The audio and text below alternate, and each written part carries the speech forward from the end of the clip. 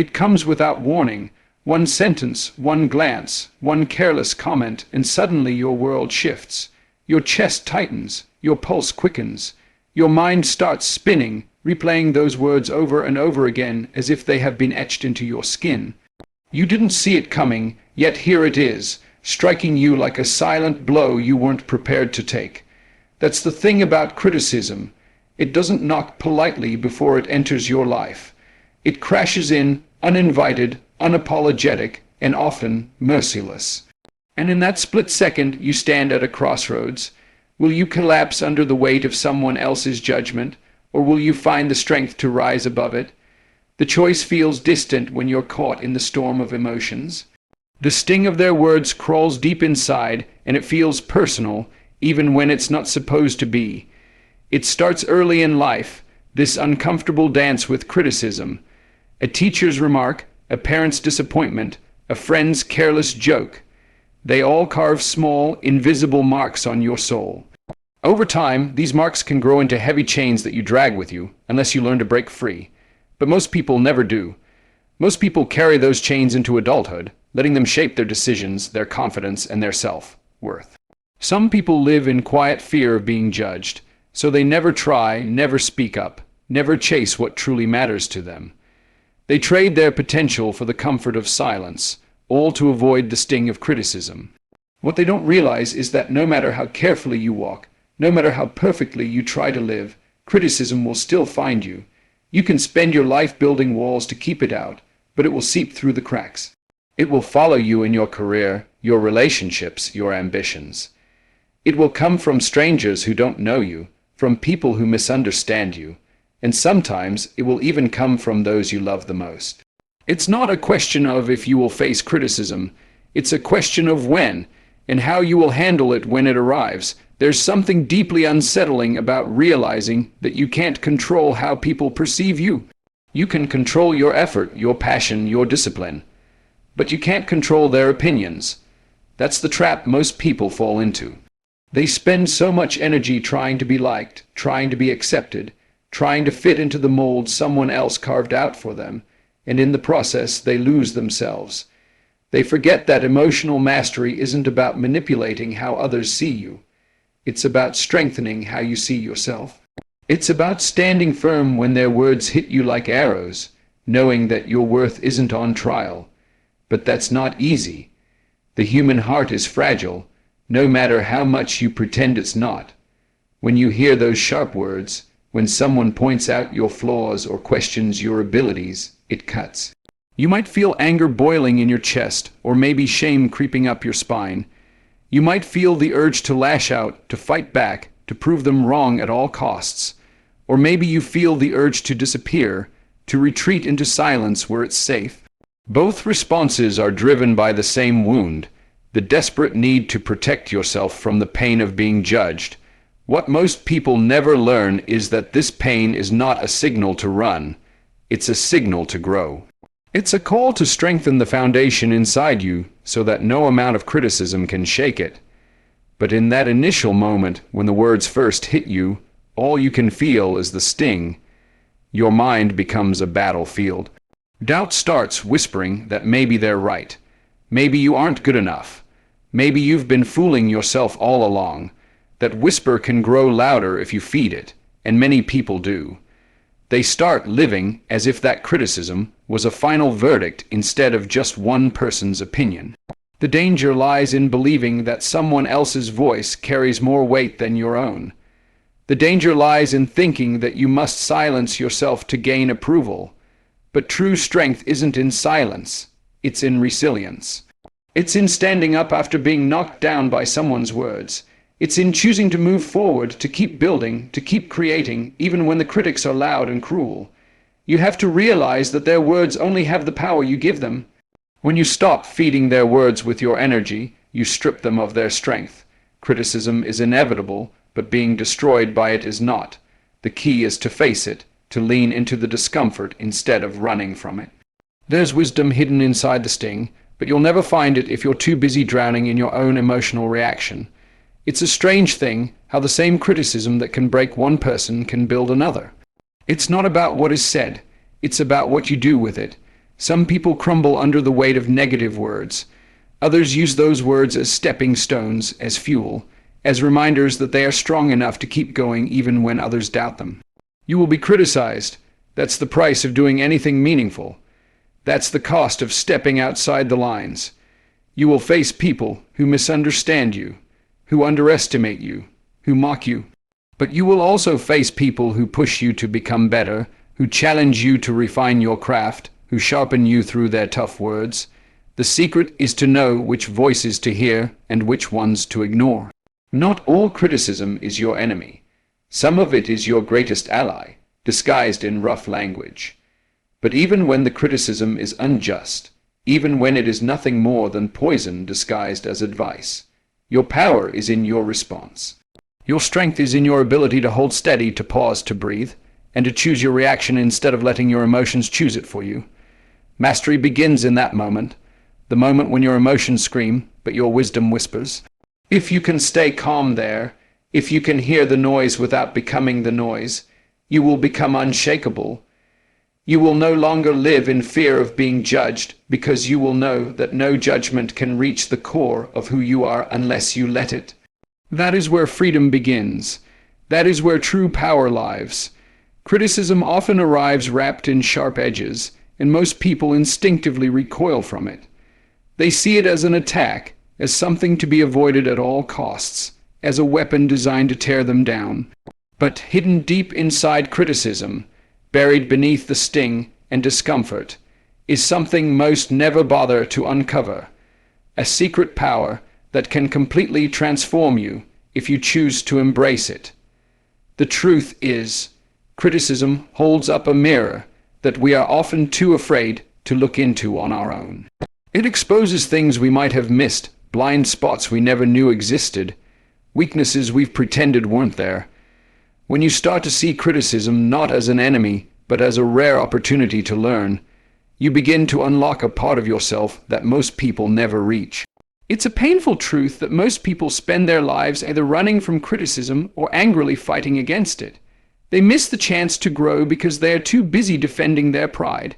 They build their walls so high to keep out disapproval that they also shut out valuable feedback. They spend years in the dark, making the same mistakes, walking in circles, because they refuse to let the light of criticism in. They tell themselves they don't need to listen. They convince themselves that the critics are always wrong. But sometimes those critics are not enemies. Sometimes they are teachers wearing a mask of harshness. But you will only see that if you dare to look beyond your initial emotional reaction. The power of criticism lies in its ability to force you to confront yourself. When someone points out your flaws, your first instinct is to reject them, to say they don't understand, to label them as haters. But what if they see something you've been blind to? What if their words, though rough, are the keys to your next level? It's easy to dismiss every critic as wrong, but that's a lazy form of protection. It keeps you safe, but it also keeps you small.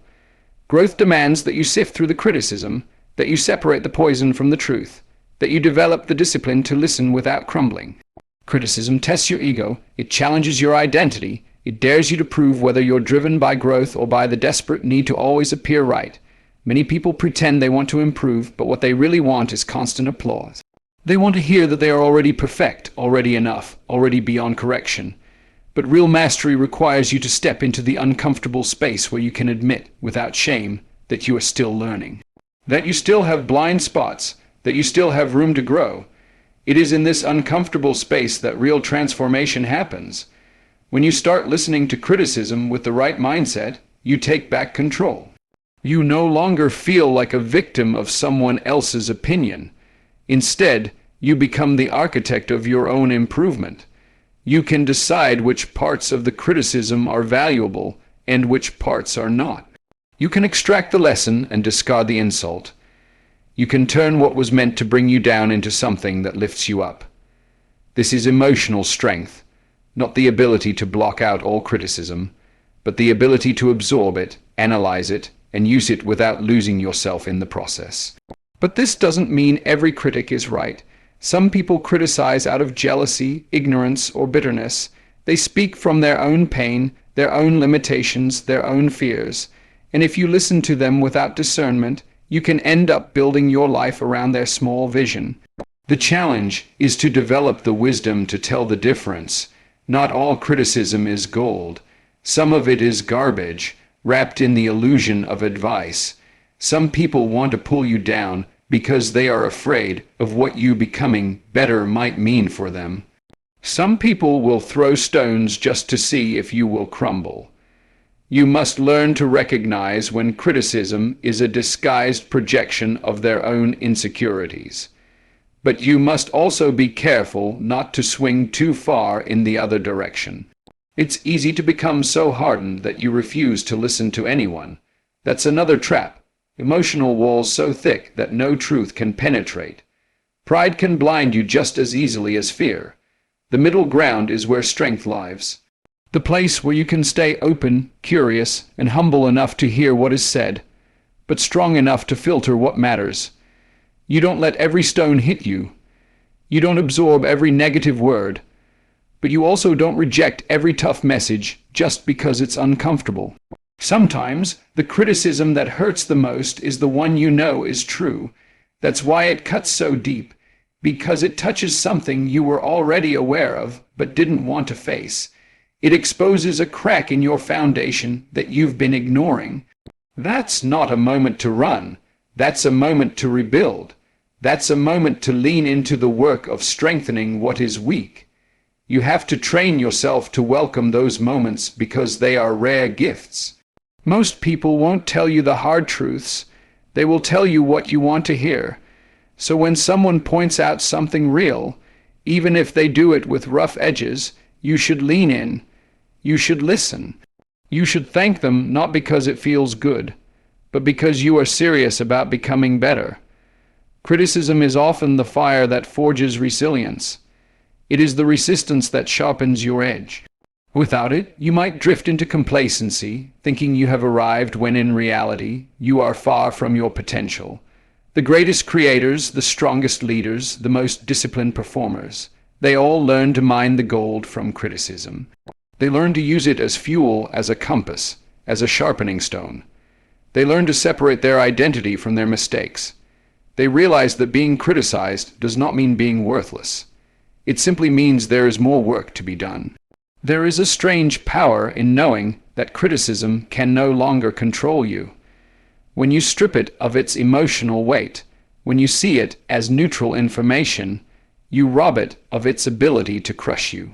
You start to see critics not as threats, but as unintentional allies. You stop needing constant validation, and instead, you start chasing constant refinement. You develop the strength to stand tall when others try to push you down. You learn to carry yourself with quiet confidence because you no longer fear their words. Their words become the points, nothing more, nothing less. You will never escape criticism, but you can learn to master your relationship with it. You can learn to face it without flinching. You can train yourself to find the lesson quickly and discard the emotional sting just as quickly. When you reach this level of emotional control, you become unstoppable. The voices outside of you lose their power to dictate your path. You move forward with clarity, with discipline, with focus, because you have taken ownership of your growth, and no critic can take that away from you. The moment criticism strikes, it doesn't wait for your permission. It comes fast, unexpected, and brutal, flooding your body with a wave of emotions that can drown your rational mind in an instant. Your heart starts racing, your muscles tense, and a burning heat rises from deep within your chest.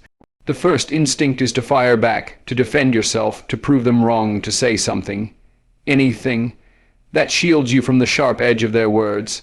But this is the most dangerous moment. This is where most people lose the battle.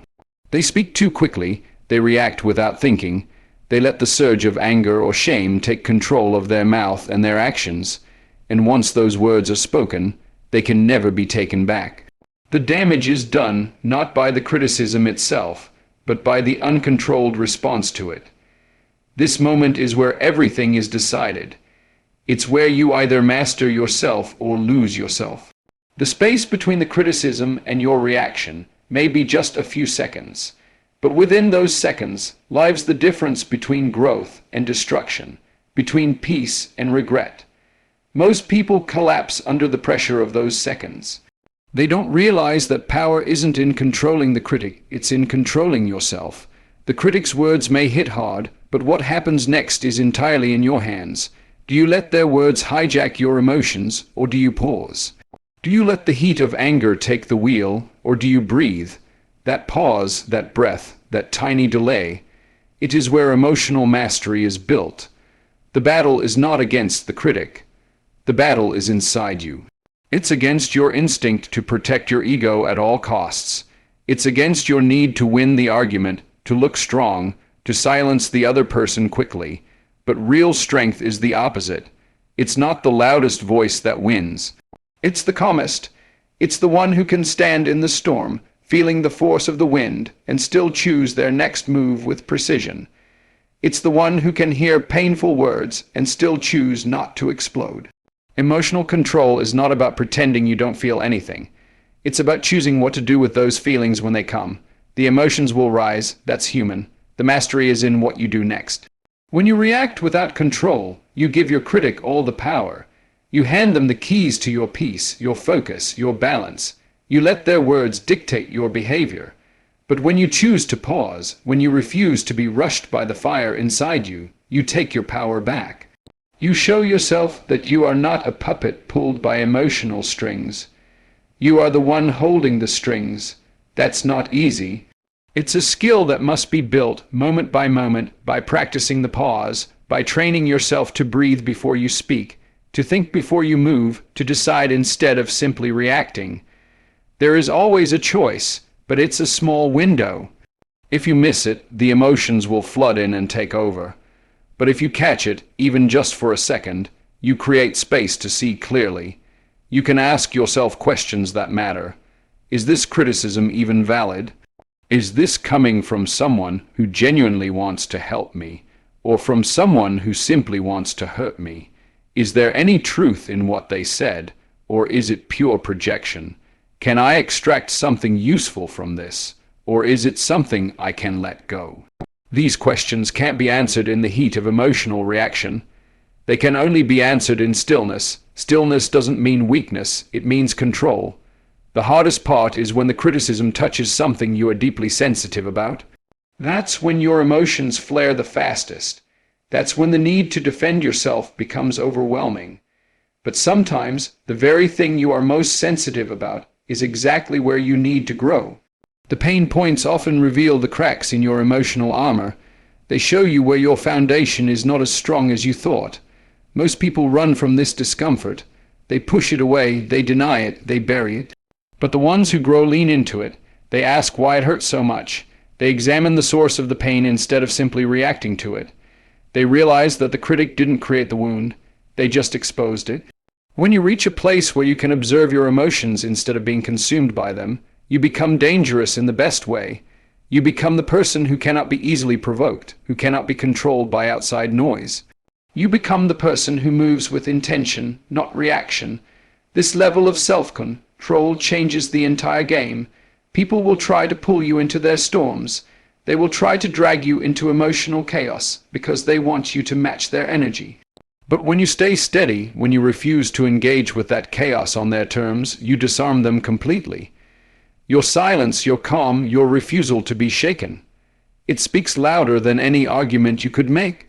People often think emotional mastery means becoming cold or distant. That's not true. It's not about cutting yourself off from feelings. It's about feeling deeply and still choosing wisely. It's about letting the wave pass through you without letting it knock you over. The strongest people feel everything, but they are not ruled by those feelings. They have built the muscle to carry intense emotions without letting those emotions control their lives. Criticism is just the trigger. The real challenge is the emotional storm that follows. If you can learn to navigate that storm, you will discover a freedom that most people never experience. You will be free from the need to win every battle. You will be free from the trap of constant defensiveness. You will be free from the invisible leash that pulls so many people into pointless arguments and wasted energy. This is not something you achieve overnight. It's built through countless moments where you catch yourself about to react, and you stop. You catch yourself about to say something you'll regret, and you breathe. You catch yourself about to fight a battle that doesn't need to be fought, and you step back. Every time you choose calm over chaos, you build strength. Every time you choose to pause instead of react, you gain control. And over time, this control becomes natural. You stop getting pulled into every fight. You stop needing to defend yourself against every critic. You start choosing your responses with intention, based on your values, not your impulses. The critic's words may still come, but they no longer have the power to move you like they once did. They no longer have the ability to dictate your day, your mood, or your sense of self. When you master this space, the space between the criticism and your response, you master your emotions. And when you master your emotions, you master your life. Nothing outside of you can control you when you have mastered what's inside. This is the silent power that the strongest people carry. It's invisible, but it changes everything. And it starts in the smallest, quietest, most overlooked moment. The moment you choose to pause. There is something profoundly powerful about walking away from criticism without carrying its weight on your shoulders. Not because you didn't hear it, not because you didn't care, but because you learned how to let it pass through you without shaping your identity. That's when you realize the final victory isn't just about enduring criticism. It's about reaching a place where your peace, your confidence, your sense of self are no longer at the mercy of other people's opinions. You start to see that emotional freedom isn't about living in a world without criticism. It's about living in a world where criticism can no longer control you. This is where you break free. This is where you become untouchable, not because you built walls, but because you develop the strength to walk through the fire without being burned. When you no longer seek validation from the outside, criticism loses its grip on you. Most people don't realize how much of their life is driven by the constant hunger for approval. They dress a certain way, speak a certain way, post a certain way, because deep down they are trying to control how they are seen. They fear criticism because it threatens the carefully built image they've created. They panic at the thought of being misunderstood, of being disliked, of being seen as less than perfect. But when you stop chasing approval, when you stop depending on applause to feel worthy, you start to experience a rare kind of peace. You are no longer tied to the unpredictable winds of public opinion. You are steady, grounded, anchored in something that no critic can touch. Freedom comes when you no longer need to argue with every voice that disagrees with you. It comes when you no longer burn your energy trying to convince people who are determined not to understand you. It comes when you no longer feel the need to correct every misunderstanding, to chase every rumor, to fight every battle. You realize that some people have already made up their minds about you, no matter what you say or do. And you make peace with that. You stop living in reaction to their judgments. You stop handing out explanations to people who are not listening. You choose instead to focus on what you are building, what you are becoming, what truly matters. The critic's words no longer slow you down because your eyes are fixed on your own path. You understand that trying to satisfy everyone is the quickest way to lose yourself. You cannot move forward while constantly looking over your shoulder. You cannot grow while constantly shrinking to fit the expectations of those who do not see your vision. There comes a moment when you must choose. Will you live according to their voices, or will you trust your own? Will you let their limited view of you become your cage, or will you break free from the need to be liked by everyone? Real freedom begins with that choice. When you stop fighting every critic, you also stop fearing failure. Criticism and the fear of failure are deeply connected. Most people are not afraid of failure itself. They are afraid of how failure will look to others. They are afraid of being laughed at, of being called out, of being judged for trying and not succeeding. But when you become free from the weight of criticism, you also become free to fail. You become free to experiment, to risk, to grow in public, without the paralyzing fear of what they will say if you stumble. You begin to understand that failure is not shameful. What's shameful is living a life so small that you never gave yourself the chance to fail. Criticism no longer holds power over you when you know who you are. When you build your confidence from within, you become less shaken by outside voices. You no longer measure your worth by whether people approve of you in every moment. You realize that even when you make mistake, even when you get things wrong, you are still worthy, still valuable, still moving forward. You stop expecting perfection from yourself, and in doing so, you stop giving other people the power to destroy you when they point out your imperfections. You learn to hold both truths at once. You are good, and you can still get better. You are strong, and you still have room to grow. You are valuable, even when you are criticized. This emotional freedom also gives you the power to offer grace to others. When you are no longer defensive, when you no longer feel attacked by every critique, you can listen more deeply. You can separate the message from the delivery. You can hear the truth, even when it is spoken harshly. And you can discard what is false without needing to prove yourself. You become more patient, more understanding, more able to offer forgiveness. You stop seeing every critic as an enemy and start seeing them as part of your training ground. Some will help you grow, some will test your patience, some will reveal your own insecurities, but none of them will control your destiny. That power belongs to you. There is a quiet strength that comes from not reacting. It is not weakness, it is not passivity, it is the deliberate choice to protect your energy.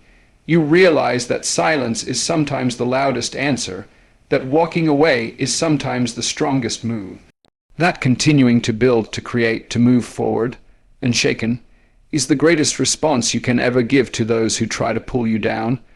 You don't need to fight every battle, because not every battle is worth your time. Your peace, your purpose, your forward motion, these are worth more than any argument. When you master this level of emotional control, people will notice. Some will try even harder to get a reaction from you. They will criticize louder, hoping to shake you, but your silence will frustrate them. Your calm will disarm them, and most importantly, your progress will continue.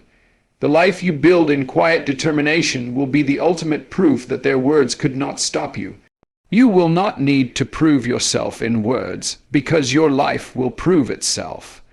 You will not need to seek revenge, because your growth will speak louder than anything you could ever say. There will always be critics. There will always be those who misunderstand you, who underestimate you, who judge you without knowing your story. But when you reach this place of emotional mastery, their words will feel smaller. Not because you've become numb, but because you've grown stronger. You've trained yourself to see what truly matters. You've trained yourself to stay focused. You've trained yourself to move forward without the constant need to look back. The highest level of staying strong in the face of criticism is when you no longer need to escape it. You no longer need to defend against it, and you no longer need to fight it. You simply outgrow it. You walk your path with such certainty that the noise fades into the background. You become free, and that freedom is worth everything.